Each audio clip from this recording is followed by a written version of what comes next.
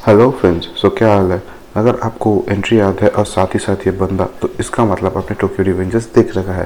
पर अगर आप आय की स्टोरी जानना चाहते हैं पर आपको मांगा रीड करना अच्छा नहीं लगता, तो आपने सही वीडियो पे क्लिक किया है। So without further do, let's roll the intro.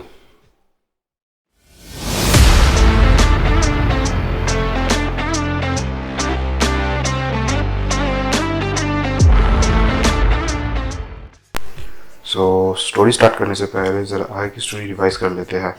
तो टोमान में बाजीसान के डेथ के बाद फर्स्ट डिवीजन कैप्टन का स्पॉट एम्प्टी हो जाता है और माइकी और चीफियो मिलकर वो स्पॉट हमारे भाई यानी ताकेमिची को देने का फैसला लेते हैं। पर ये सुन के अपना भाई वही करता है जो वो सबसे बढ़िया करता है, यानी कि रोना। तो इसके बाद अपना भाई फिर अपना टाइम ट्रैवल वाला स्विच ऑन करके फ्यूचर में चला आता है। पर इस बार अपना भाई एक लूज़र नहीं होता है, क्योंकि भाई के पास बड़ी गाड़ी, बड़ा घर, सब कुछ होता है। पर फिर भी भाई को अपनी बंदी नहीं मिलती है जिसके लिए ये सब कुछ स्टार्ट हुआ था। तो भाई भी लाइक सारा मेहनत बर्बाद। सीन स्टार्ट होता है वही जहाँ अपना भाई काम करता था। पर इस बार भाई का बॉस भाई से अच्छे से बात करता है, क्योंकि भाई इस बार एक कस्टमर है और भाई के पास बहुत पैसा है। सो मेन स्टोरी क्या है, पैसा है तो इज्जत है। सो स्टोर से निकलते ही भाई के लिए एक बड़ी सी गाड़ी भाई का इंतज़ार कर रहा होता है, जो भाई को लेके अपने घर चला आता है, जिसे देख के अपना भाई खुद ही शॉक हो जाता है। और साथ ही साथ भाई के जो पुराने पलटन लोग थे वो भी सब बदल जाते हैं, जो आज सब रोमान का हिस्सा होता है। तो इसके बाद भाई ऊपर जाके चीफियो से मिलता है, जो भाई को बोलता है कि आज रोमान का टॉप एडमिन्स का मीटिंग है। जिसे सुन के भाई का मुंह खुला का खुला ही रह जाता है, क्योंकि भाई को अभी भी यकीन नहीं होता कि वो टोमान का एक टॉप मेंबर है। तो नेक्स्ट सीन में अपना भाई मीटिंग में जाता है और वहाँ जाके अपने कुछ पुराने दोस्तों से मिलता है, जहाँ पे टोमान का कुछ ओल्ड मेंबर्स था और साथ ही साथ ब्लैक ड्रैगन्स के भी कुछ मेंबर्स थे जो अभी टोमान का ही हिस्सा थे। पर यह दिखाया जाता है कि टोमान के मेंबर्स में कुछ इंटरनल मैटर्स था, जिसके वजह से ब्लैक ड्रैगन ही वो है जो टोमान को कंट्रोल कर रहा था सारे मनी रिलेटेड मैटर्स के लिए। फिर इतने में ही अपने स्टोरी का विलेन किसाकी आ जाता है, जो चीफियो और टाकेमिची को लेके साइड हो जाता है।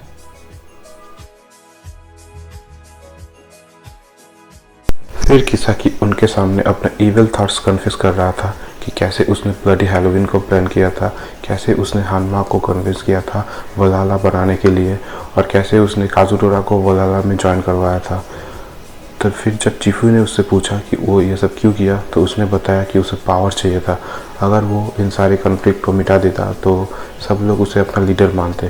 और साथ ही साथ वो ये भी बोला कि वो बाजीसान को मरवाना नहीं चाहता था, और ये बोलकर वो चीफू से माफ़ी भी मांगने लगा। इस पॉइंट में तो मुझे भी ऐसा ही लगा कि अब बंदा सुधर गया और स्टोरी ख़त्म हो गया, पर ना, फिर भाई ने जो अपना रूप बदला, क्या ही बोलूँ उसका।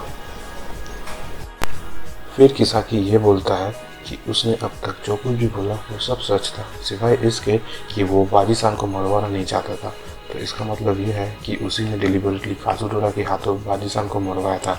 और ये सुन के चीफू का फिर से सड़क जाता है, पर उसका कुछ करने से पहले ही किसाकी उन दोनों को पकड़ लेता है और चेयर से बांध देता है। इतने में ही अपना भाई बेहोश हो जाता है, और जब वो मस्त एक नींद लेके उठता है तो वो देखता है कि चीफू को इतने में ही पेल दिया गया है और अब उसकी बारी है। इतने में ही किसाकी बोलता है कि कोई एक बंदा टोमान का सीक्रेट पुलिस के साथ शेयर कर रहा है, जिसके वजह से टोमान को बहुत नुकसान हो रहा है। और किसाकी को शक है कि वो चीफू और ताकेमिची कर रहे हैं, क्योंकि किसाकी को लगता है कि चीफू अभी भी बाजीसान के डेथ के लिए किसाकी से रिवेंज लेना चाहता है। इसके बाद चीफू ये बोलता है कि टोमान अब पहले जैसा नहीं रहा, टोमान बहुत ख़राब हो चुका है और वो टोमान को पहले जैसा बनाना चाहता है। और यह सुन के किसाकी की सटक जाती है और फिर वो ताकेमिची के पैरों में गोली मार देता है, जिसे देखकर चीफू ये एडमिट कर लेता है कि हाँ, उसी ने सारे इन्फॉर्मेशन पुलिस के साथ शेयर किया है ताकि वो टोमान को पहले जैसा बना सके। इतने में ही किसाकी चीफू के कनपट्टे पे बंदूक रख के चीफू को मारने वाला होता है कि चीफू एक आखिरी बार के लिए अपने भाई ताकेमिची को मोटिवेट कर जाता है, ये बोलकर कि 12 सालों में टोमान बहुत ही चेंज हो गया है, वो अब पहले जैसा नहीं रहा। साथ ही साथ माइकी भी लापता है और ड्रैगन को भी मरवा दिया गया है। और चीफू ये सब रोकना चाहता था पर वो रोक नहीं पाया, तो अब वो टोमान की सारी जिम्मेदारी ताकेमिची के ऊपर दे जाना चाहता है। और इसी बीच किसाकी ने गोली चला दिया और चीफू की डेथ हो जाती है। फिर जब किसाकी ताकेमिची को मारने के लिए ताकेमिची की तरफ बढ़ता है तो वहाँ की लाइट चली जाती है और कोई आके ताकेमिची को वहाँ से ले जाता है और ताकेमिची दर्द की वजह से बेहोश हो जाता है। तो ताकेमिची को जब होश आता है तो उसने देखा कि उसे बचाने वाला कोई और नहीं बल्कि काजुटोरा है।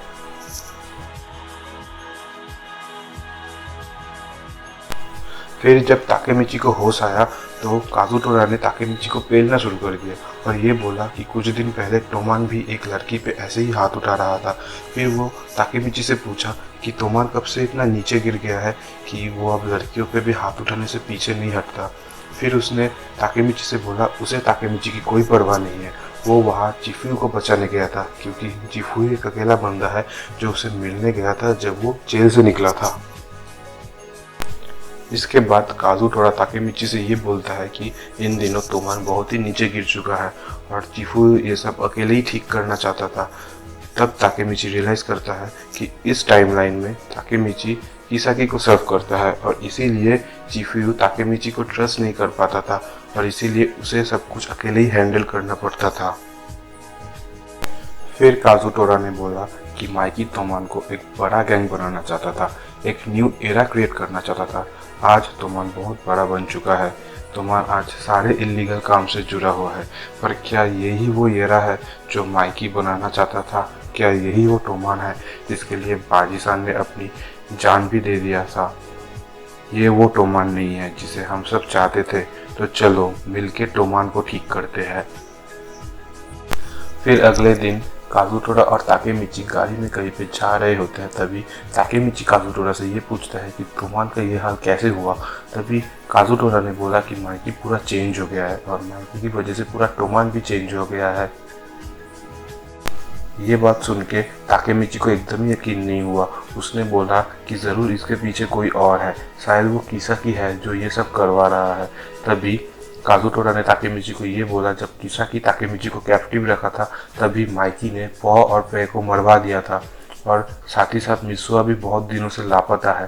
ताकेमिची को ये सुन के हैरान हो गया और काजुटोरा ने ताकेमिची को ये भी बोला कि माइकी पुराने तोमान के मेंबर के पीछे पड़ा है और वो अपने दोस्तों को अब ट्रस्ट नहीं करता। माइकी पूरा इविल बन गया है। इसके बाद काजुटोरा ये बोलता है कि वो माइकी से फेस टू फेस मिलना चाहता है और उसे ये बताना चाहता है कि उसे उन बंदों से दूर रहना है। फिर ताकेमिची ने पूछा किन बंदों से? फिर काजुटोरा ने बोला कि किसाकी की वायलेंस और ब्लैक ड्रैगन का पैसा, अगर इन दोनों के बारे में कुछ नहीं किया गया तो माइकी कभी भी चेंज नहीं हो सकता। फिर उसने कहा कि इस बार मैं माइकी को हेल्प करना चाहता हूँ। इसके बाद काजुटोरा ने ताकेमिची से ये बोला कि माइकी का जो लेफ्ट हैंड है वो एक एक्स ब्लैक ड्रैगन मेंबर है जिसके साथ काजुटोरा का एक पुराना रिश्ता है। तो जी हाँ, ये वही गैंग है जिसने एक बार काजुटोरा को बुली किया था और जिसकी वजह से तोमान फर्स्ट फॉर्म हुआ था। फिर काजुटोरा ये बोलता है कि इन लोगों के पास बहुत ही पैसा है और ये पैसों के लिए कुछ भी कर सकते हैं और इस पैसों की वजह से ही माइकी एक डेड एंड पे पहुंच चुका है।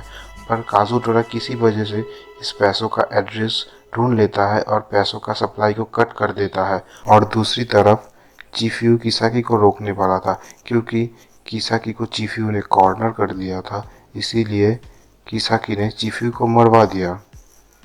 फिर ताकेमिची ये पूछता है कि चिफुयू कैसे किसाकी को कॉर्नर कर सकता है। तब काजुटोरा ने ये बोला कि एक दिन एक बंदा आया जो अपने आप को भाई बोलता है एक लड़की का जिसको किसाकी ने मरवा दिया था और उस बंदे को रिवेंज चाहिए था। फिर ताकेमिची ये रियलाइज़ करता है कि वो बंदा कोई और नहीं बल्कि नाओटो है। फिर काजुटोरा ने ताकेमिची से ये कहा कि हिनाता ताकिबाना के डेथ के पीछे किसाकी का ही हाथ है। पर इस बार किसाकी के पास एक अच्छा एलिबाई है कि उस दिन वो तोमान के टॉप एडमिन्स के मीटिंग में था। तब ताकेमिची ये रियलाइज़ करता है कि इस टाइमलाइन में हिनाता के डेथ के समय वो हिनाता के पास मौजूद नहीं था। फिर काजुटोरा ने ये बोला कि चिफुयू के पास कुछ प्रूफ था जो किसाकी को वांटेड प्रूफ कर सकता था, पर किसाकी अहम वक्त पे वहाँ से भाग गया और उसके बाद किसाकी ने चिफुयू को मरवा दिया। इसके बाद वो लोग एक जगह पे रुकते हैं जहाँ पे काजुटोरा ताकेमिची को बोलता है कि गाड़ी से उतरो। वो गाड़ी से उतर के नाओटो से मिलता है। वो नाओटो को देखकर बहुत ही खुश हो जाता है, पर नाओटो वहाँ पे अकेला नहीं था। नाओटो कुछ पुलिस ऑफिसर के साथ वहाँ पे था जो असल में ताकेमिची को अरेस्ट करने आता है। और फिर वो लोग ताकेमिची को पकड़ लेते हैं और ताकेमिची के हाथ पे हथकड़ा पहना देते हैं। आज की स्टोरी बस इतना ही। अब आएगी स्टोरी नेक्स्ट एपिसोड में। अगर अच्छा लगे तो शेयर करना ना भूले।